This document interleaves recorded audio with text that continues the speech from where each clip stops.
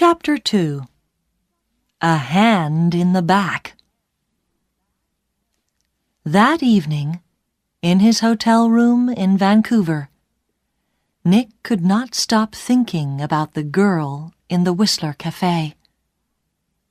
Why did she come and sit with him? She didn't know him, and that story about a party in Toronto wasn't true, and she was worried about something. But what? And that kiss! It was nice, of course, but why did she do it? Maybe she liked my face, Nick thought, or my brown eyes. But I'm not going to see her again, so it doesn't matter. Forget it. He put some money in his pocket and went downstairs to the hotel restaurant. But there were no free tables, so he walked down to Gastown and found a restaurant there. After dinner, he went for a walk. Vancouver was a friendly city, and Nick liked walking through Gastown and Chinatown, looking in the shops and watching the people. It was nearly dark now, and it was a busy time of the evening. There were a lot of cars and a lot of people. After a time, Nick began to walk back to his hotel. He came to a busy street and waited with a small crowd of people to go across. A tall woman in a blue dress stood next to him. She turned and smiled at him. "It's the first warm evening of spring," she said. "It's nice to be out after the long, cold winter." "Yeah," said Nick. "It's great. It's—" Suddenly, there was a hand in his back, and the hand pushed Nick into the road. Nick fell on his face in front of a big, green car. People screamed, but the green car stopped only inches from Nick's head. The woman in the blue dress ran into the road and pulled Nick to his feet. "Are you okay? What happened?" she said. The driver of the green car shouted angrily at Nick, but Nick did not hear him. "Somebody pushed me," he said to the woman. "I didn't fall. Somebody pushed me." "Pushed you?" said the woman. "Who? I didn't see anybody." Nick looked at the faces of the people near him, but he didn't know them. Then he saw a man's back. The man was tall and thin, and had very short white hair. He walked quickly away down the street, and did not look back. "Hey, you!" Nick shouted. "Wait!" But the man did not stop, and he was soon lost in the crowds. "Did he push you?" asked the woman in the blue dress. I don't know," Nick said. "Do you know him?" she asked. "I don't know his name," Nick said. "But I know that short white hair. Now where did I see it before?" The woman began to move away. "I must get home," she said. "Are you okay now?" "Yeah, I'm okay," Nick said. "And thanks." Thanks for your help." "That's okay," the woman smiled. "Be careful now." Back in his hotel, Nick sat on his bed and thought. It was an accident. Nobody pushed me. It was an accident. Nobody wants to kill me. And there are hundreds of men in Vancouver with white hair. It was 1 o'clock in the morning, but Nick couldn't sleep. He listened to the cars in the road, and he looked at the night sky through his hotel room window. Then he sat at the table and tried to write some more of his book about mountains. But he couldn't think about his work. He got back into bed. There were 4 or 5 magazines in the hotel room. They were not very interesting, but Nick sat in bed and opened one, and saw a photo of Mystery Girl.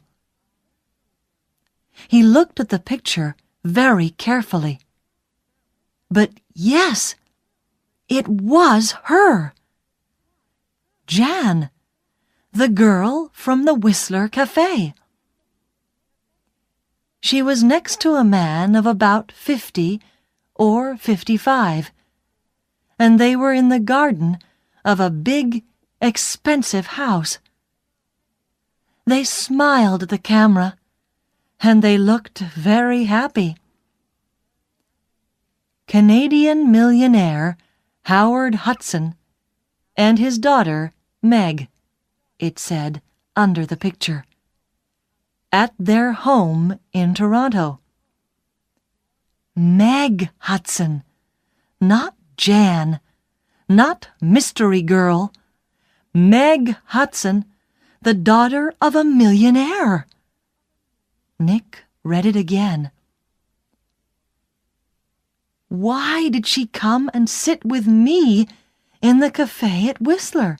He thought. Millionaires' daughters don't sit with strangers in cafes and then give them a big kiss when they leave. Why did she do it? What did she want? He thought back to the cafe in Whistler and the girl next to him at the table. Then he remembered something. He remembered a man at a table near them in the cafe. A tall, thin man, about 60 years old. A man with very short white hair. Nick didn't sleep much that night.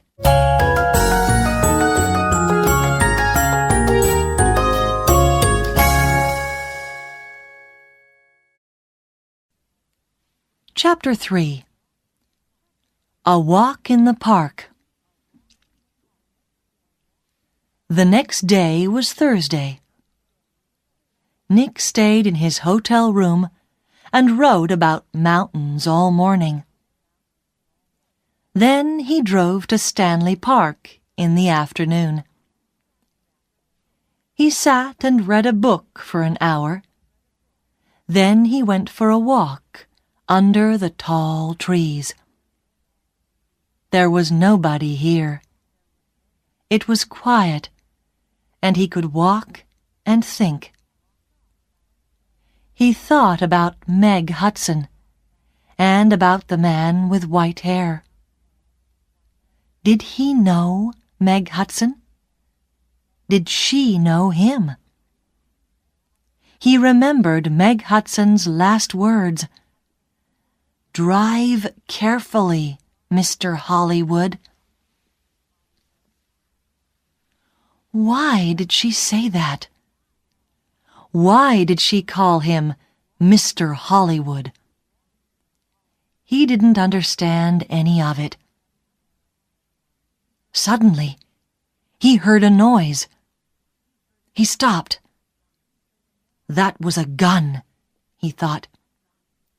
There's somebody in the trees with a gun. There it is again. Then something hit the tree over his head. Somebody's shooting at me, Nick thought. He turned and ran. And somebody began to run after him. Nick ran through the trees. There was no sun in here, and it was half dark. And there were no people. Nobody to help him. I must get to my car, Nick thought. Find some people. The police. He ran on. He could still hear the gunman behind him, so he ran faster. After 3 or 4 minutes, he stopped and listened. Nothing. It was all quiet. Nick was afraid. What's happening? He thought. Why is somebody shooting at me? First a hand pushes me in front of a car, and now somebody's shooting at me. He waited another second or two, then walked quickly back to his car. He was very careful. He looked and listened all the time. But nobody came out of the trees, and nobody shot at him. Then he saw people. Women with young children, some boys with a football, 2 men with a dog. He began to feel better. Nobody can shoot me now, he thought. Not with all these people here. 10 minutes later, he was back at his car. There was a letter on the window. Nick read it. It said, "I'm going to kill you, Mr. Hollywood." Nick drove to the nearest police station. He waited for half an hour. Then a tired young policeman took him into a small room. Nick told his story, and the policeman wrote it all down. "So, what are you going to do?" asked Nick. "Nothing," said the policeman. "Nothing?" said Nick. "But somebody shot at me, and—" "Mr. Lortz," the policeman said tiredly, "how many people are there in this town with guns?" "I don't know," said Nick, "but—" "You didn't see the gunman. Was it a man, a boy, a woman? Color of eyes? Long hair, short hair? You don't know, because you didn't see anybody. Maybe it was an old girlfriend. Maybe somebody doesn't like your travel books, Mr. Lortz."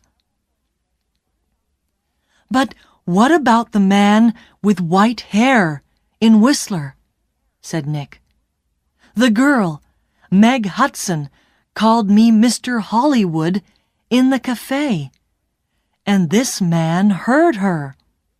And now I get a letter to Mr. Hollywood on my car.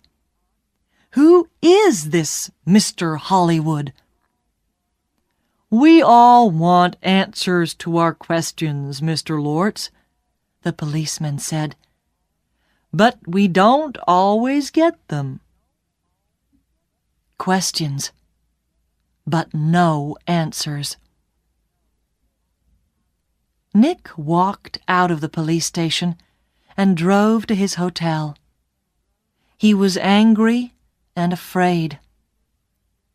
How did the man with white hair find me in Vancouver? He thought. Did he follow me from Whistler? Is he following me now? Maybe he's staying at my hotel too. In the next room, with his gun.